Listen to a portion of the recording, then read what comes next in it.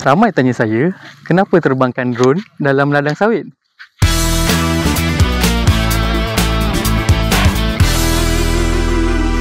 Hai, saya Khairul dari Drone Unit Boasted Plantation. Ini drone yang kami guna, drone jenis quadcopter yang dilengkapi dengan kamera resolusi tinggi. Kami menggunakan drone untuk pemetaan ladang dan mengira keluasan ladang kami.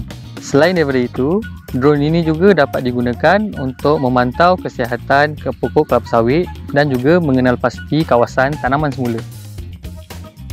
Kelebihan menggunakan drone, dia dapat mempercepatkan pemetaan dan juga mengurangkan kos operasi.